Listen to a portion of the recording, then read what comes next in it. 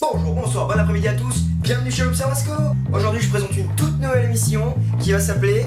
Un petit indice, c'est dans le titre de la vidéo. Bah oui, dit fait sûr, connard. Cette émission va parler uniquement de divertissement. Et dans divertissement, j'entends les jeux, les films, les dessins animés, les séries, les mangas, tout ce que tu veux qui a un petit peu de divertissement, c'est toi qui choisis, c'est comme tu veux. Et aussi, qu'est-ce qu'un fait? Eh bien, un fait, c'est n'importe quoi, c'est un truc. Ça peut être un secret de développement, un easter egg, des chiffres un peu chelous. Un troupeau de bananes. No! Je pense que j'ai fait le tour de la question, on va pouvoir commencer sur Grand Theft Auto, bitches. Mais avant ça, un petit générique.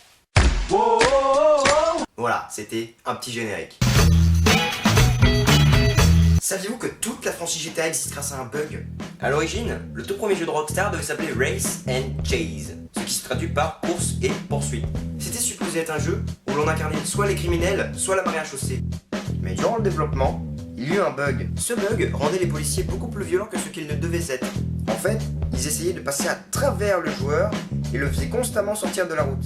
Ce bug plut beaucoup à l'équipe, qui décida de se concentrer sur les criminels plutôt que la marée à chaussée, tout simplement parce que personne ne veut incarner la marée à chaussée. Mais bien sûr, Need for Speed nous prouvera bien plus tard le contraire. Saviez-vous qu'il y a un film sur GTA 2 doigts de conclure? Il est trouvable très facilement sur YouTube et s'appelle uniquement GTA 2, le film. On y suit le personnage de Claude Speed, le héros du jeu, qui se fait poursuivre par un gang armé de battes de baseball. Le film est construit comme une pub pour GTA 2. D'ailleurs, certains passages ont été utilisés dans le jeu. La série GTA est l'une des séries les plus remplies d'easter eggs que l'on connaisse à ce jour. Depuis GTA 3 en tout cas.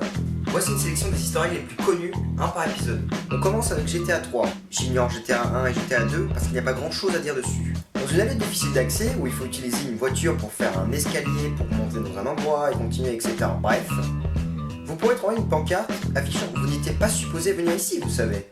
Dans Liberty City Stories, vous pourrez y retrouver une pancarte indiquant « Rebonjour » avec un smiley un peu joyeux. Dans GTA Vice City, près du building de Vice City News, il est possible de passer à travers une fenêtre, ce qui vous amènera dans une salle contenant un œuf de Pâques, Easter egg en anglais. Dans Vice City Stories, à ce même endroit, vous pourrez y trouver l'œuf en construction, étant donné que l'épisode se passe quelques mois avant Vice City. Dans GTA San Andreas, si vous montez tout en haut du Grand Bridge avec le jetpack, vous pourrez trouver un panneau qui vous dira « Il n'y a pas d'easter egg ici, partez ». C'est assez paradoxal quand même. Dans GTA 4, à l'intérieur de la Statue of Happiness, une parodie de la Statue de la Liberté donc, vous pourrez trouver un cœur glauque et enchaîné qui bat toujours. Et on finit donc sur GTA 5. Évidemment, tout le monde connaît les easter eggs du jeu, et c'est sûrement le jeu le plus rempli d'easter eggs que j'ai jamais vu. On peut y trouver des ovnis, des lumières bizarres, des aliens, des mystérieux graffitis parlant du jetpack, un fantôme, une maison Playboy, une référence à Thelma et Louise, une trappe référence à Lost, sous l'eau, etc., etc., etc. Le jeu en est rempli. Vous devriez aller les chercher par vous-même. Il existe une théorie selon laquelle tous les jeux GTA existent dans le même univers. Et bien ce pourrait être plus qu'une théorie. Dans un jeu de questions-réponses pour fêter les 10 ans de GTA 3, Rockstar a expliqué ceci. La franchise GTA est constituée de 3 univers, l'univers 2D, l'univers 3D et l'univers HD. Les personnages d'un même univers peuvent interagir entre eux, ce qui n'est pas le cas de personnages issus de 2 univers différents. Par contre, les noms de lieux, les marques, les radios, les personnages d'arrière-plan peuvent exister dans tous les univers. Par exemple, le jeu Manhunt se passe dans la ville fictive de Carcer City. Et dans GTA V, on peut entendre de nombreuses discussions parlant de Carcer City justement. Bro, what was your first bank score? 88, outskirts of Carcer City. Le jeu Bully se déroule dans la Bullworth Academy et on peut l'avoir cité dans GTA 4, dans un spot TV. Dans GTA 5, il est possible de trouver un livre qui s'appelle Red Dead by G. Marston, ce qui peut se référer à John ou Jack Marston, les héros de Red Dead Redemption, une autre saga de Rockstar.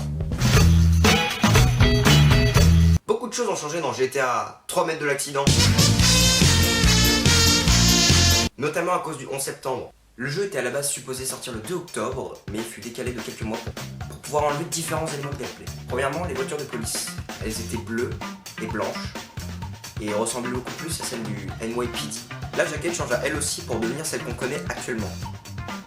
Il y eut carrément un personnage supprimé, il s'appelait Darkiel, était un anarchiste.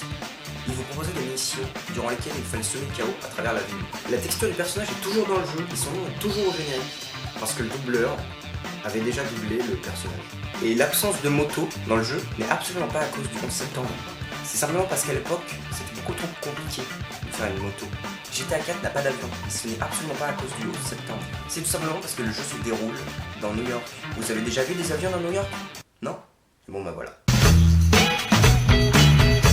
Le coût de développement de GTA V s'élève à 137 millions de dollars, sans la publicité. Avec ça fait 265 millions. Vous vous rendez compte? À titre de comparaison, le film le plus cher du monde, Pirates des Caraïbes 3, il a coûté 300 millions de dollars. Mais bien sûr, tout ça ne sert pas à rien, puisque le jeu a rapporté près de 2 milliards de dollars. Aussi quelques chiffres des ventes par plateforme. Sur PlayStation 3, 20,22 millions. Xbox 360, 15,36 millions. PlayStation 4, 7,24 millions. Xbox One, 3,3 millions. Et enfin Windows qui arrive à la fin, 2,11 millions. Nico Bellic, le personnage principal de GTA 4 pattes pour passer, aurait été inspiré par l'acteur russe Vladimir Mashkov. Effectivement, quand on les compare physiquement, la ressemblance est frappante. Rockstar a même proposé à l'acteur de doubler le personnage, malheureusement il a refusé. Et je veux faire ici un 2 faits en 1, puisque je vais aussi parler de la bimbo que l'on voit sur les jaquettes de GTA. Elle n'a absolument pas été inspirée par Lindsay Lohan, contrairement à la croyance populaire. Elle est basée sur un mannequin qui s'appelle Shelby Wellinder. Pour rendre GTA V plus proche de la réalité, Rockstar a fait appel à des membres de gang pour doubler certains personnages. L'un des co-scénaristes du jeu a expliqué ceci: nous ne voulions pas d'un abruti de Los Angeles qui vient de sortir d'une école de fantasy et qui essaye d'être un membre de gang. Les gangsters donnaient parfois des conseils à l'équipe. Ils leur disaient « Je ne dirai pas ça dans la vraie vie » et l'équipe répondait « Ok, dites ce que vous voulez alors ». Et oui, certaines lignes de dialogue étaient donc improvisées. Pensez à ça en jouant au jeu. L'un des acteurs est même carrément sorti de prison le jour d'avant le doublage.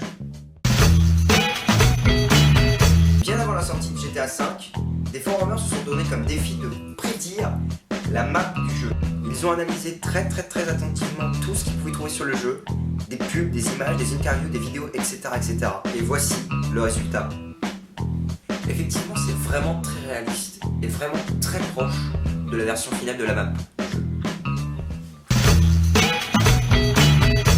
La série GTA est aussi bien connue pour ses polémiques. Eh bien, saviez-vous qu'avec toutes les poursuites judiciaires combinées, on arrive à un total d'1 milliard de dollars perdus par Rockstar et Take-Two. Ça fait donc un sacré paquet de thunes juste pour provoquer les gens. Car oui, la franchise GTA adore provoquer les gens et ainsi s'attirer la foudre de nombreuses personnes, notamment de Hillary Clinton.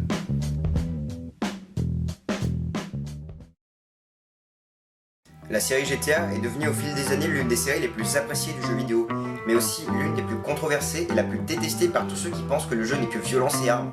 Et ils pensent cela sans généralement ne rien connaître au monde du jeu vidéo, et parfois même sans avoir jamais touché une manette de leur vie. Mais oublions ces rageux. Tous les gamers savent à quel point GTA est une excellente série qui va bien au-delà de la simple violence. Elle s'en sert pour dénoncer les problèmes de la société et raconter une histoire bien plus humaine que ce que l'on aurait cru. Le gameplay de chaque GTA est jouissif au possible et extrêmement fun en multijoueur.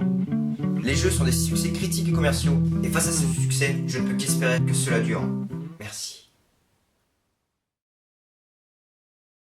Et voilà, c'est ainsi que s'achève ce tout premier épisode de Diff est sûr. J'espère qu'il vous aura plu. N'hésitez pas à me dire dans les commentaires qu'est-ce que vous en pensez, comment je devrais m'améliorer, tout ça, mes points négatifs, etc. Dites-moi aussi quel jeu, film, dessin animé, manga vous voulez voir après, pour le prochain épisode, et je le ferai.